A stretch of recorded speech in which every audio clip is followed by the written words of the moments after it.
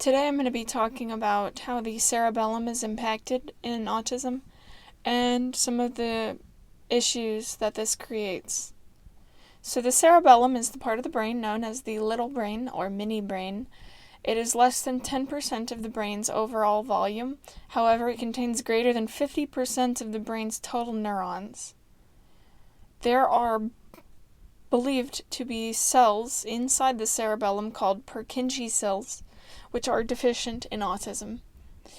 And so not only are there reduced Purkinje cells, but there are also reduced connections of the cerebellum, which is in the back of the brain, located pretty much if you put your hand on the back of your neck and then move up. That is the start of the basal ganglia, which has then connections to the cerebellum. And so both the basal ganglia and cerebellum are impacted in autism. And so the cerebellum is the part of the brain responsible for motor skills, motor skill development,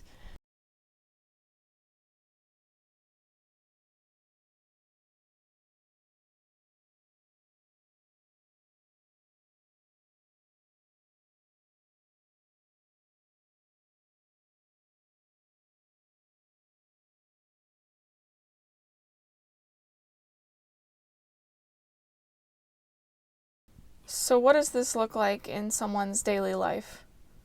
For me, it means that for most of my life, I would constantly run into things, even things that I already know are there. Like every day, pretty much once a day, I'll hit my elbows on the walls, or I'll trip over things, or I'll bruise myself from running into the corners, hitting couches. I literally have bruises on my body every single week because of the impact that this cerebellum has. So in autism, the cerebellum is hypoactive, hypo meaning not enough. And so this creates a lot of problems for me. It is part of the reason why my depth perception is so bad. If I'm suppose I'm going to jump over something, my idea of how far that distance is completely off. So I might overshoot and jump too far, or I might undershoot and not jump far enough. As someone who loves to hike, this has presented a problem more than once. And it also means that I'm constantly hurting myself. And it's an unfortunate reality for me that unless I do exercises specifically targeting my cerebellum to increase connections, then I go through life hurting myself and hitting things and not having good reaction time. So the cerebellum also controls reaction time, which is why a lot of autistic people either can't drive or struggle with driving, because when you have reduced reaction time, driving is really scary. It's quite terrifying, because if you know you don't have good reaction time, you have to drive defensively and do whatever you can to give yourself enough time and space to react to new traffic conditions. And driving in general, being as risky as it is, cars constantly cutting in front of you, especially in some of the bigger cities, it's not always easy for autistic people to learn how to drive, or even if you can learn how to drive, to do it well, because of that delayed reaction time. And so cerebellum impacts so much more than most people think. It can even tie into social skills as well. That's something I'm still studying and learning more about. It's not the main part of the brain for social skills, but it is linked. And so the cerebellum also is linked to emotional regulation and inhibiting impulsive decision making, and in particular, working memory. So short-term memory issues are no joke. I struggled for so long with trying to remember basic things about where did I park my car? Where did I set my sunglasses? I would lose things all the time, every single day. My mom would get so frustrated with me, and no one really understood that this is a fundamental part of my brain wiring. So what happened is that in order for me to get past it, I had to create routines, and I had to create habits around everything. Where do I put my keys? On the hook. Where do I put this? There. If I don't put it there, it's gone. It's lost. And just knowing you can't rely on your short-term memory, it's really stressful. It's really stressful to not be able to remember things, especially things you want to remember. Suppose you have a friend that you think is really cool, and he tells you when his birthday is. And you want to remember it because you want to get him a birthday present. But he says the date, and immediately you don't remember it. Unless you come up with some memory algorithm for remembering it. So I like to take the digits of the date, add it up, and see if there's any patterns. If I can somehow make the memory as weird as possible, then there's a higher chance I might remember. But all of this is caused by the deficiencies in the cerebellum. And there are certain exercises that I do that make a huge improvement. So jumping on the trampoline every day for like 15 to 20 minutes can rebuild the connections in the cerebellum which are deficient in autism. And I've been trying this, and it's literally been life-changing. I'm starting to remember things.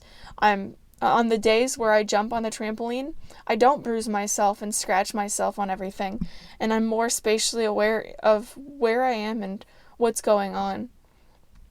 But on the days where I don't do trampoline, it's like back to the usual. And it's sad, honestly, that the usual for me means that hurting myself. I'm so tired of just bonking my head on random places. Even when you think that there's no possible risk, I'll still somehow find a way to hit my head on stuff.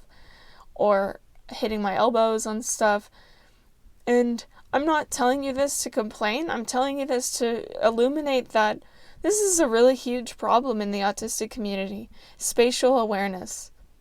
Not only is spatial awareness of ourselves, spatial awareness in regards to other people, how close you should stand to other people, how far you should stand from other people, when is the first distance when you should interact with other people. I think that the cerebellum impact is very understated in autism. Like, this is the biggest problem in autism, that this part of the brain doesn't work right. Because it's linked to so many things. It's linked to emotional regulation, which means that if something happens, you don't just start panicking or freaking out. One way that I've found to improve emotional regulation a lot, tremendously even, is a meditation practice. And so that's why I meditate every day. That's kind of what got me into yoga. And being a musician helps a lot, because when you're in a really deep state of making music, it is very similar to a meditation. And meditation can improve overall global brain communication, which is deficient in autism. So these are a few solutions that I've found to help, but it's still not 100%. I engage in extremely intense cardio sport every week because I'm trying to build up my cerebellum. I joined a dance class because I joined it at the time because I liked it and I needed some type of stimulation. I didn't know that, but looking at it now, it makes perfect sense that I would have picked a sport where I'm jumping a lot and moving my body and getting that vestibular stimulation, which is so important in autism. Really, any act of jumping up and down vertically is going to have a huge positive effect on the cerebellum. And anyone who's autistic, I highly recommend, if you're not jumping every day, you should. You definitely should. Whether you have a trampoline or not, that's okay. Jump roping could do the same thing, or just jumping up and down on your feet. I'd say trampoline's probably the easiest way to get around this, because you don't have to put in as much effort to get the same type of vertical movements. But any kind of jumping is extremely useful. And so the cerebellum also impacts not only emotional processing, but social withdrawal, blunted emotional expression, and impulsivity. I don't know if you've ever met an autistic person who will just blurt out the first thing that comes to their mind. Well, this is tied to the cerebellum as well. The cerebellum is literally linked to so many parts in the brain. Think about that. More than 50% of the neurons in your brain are in this cerebellum. 50%. That's a huge, huge aspect of your life. This is an aspect that most people are completely unaware of because theirs works. But in autism, it doesn't work properly. And not only does that affect the cerebellum, but it affects all the connections around the cerebellum too, like the basal ganglia and several other parts of the brain that are linked to the cerebellum. In particularly bad cases, cerebellum damage can actually cause tremors, muscle spasms, and like total misalignments of bodily awareness. So if I say, okay, close your eyes and then touch your nose, most of you could do this just fine. But for someone who's autistic, maybe level 2 or level 3, this would not necessarily be an easy task. Because in order to close your eyes and touch your nose, you first have to A, know where your nose is in space, and you have to know where is your finger in space. And so there's also some cerebellum exercises. You can look it up on YouTube if you're interested, where you touch different dots. You go back to the first dot, like you stare at one dot and then you touch other dots.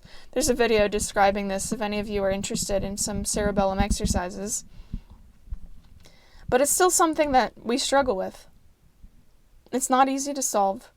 And I think that it's really important to admit your vulnerabilities and your struggles, because pretending like we don't have struggles or not talking about it doesn't improve awareness of these issues.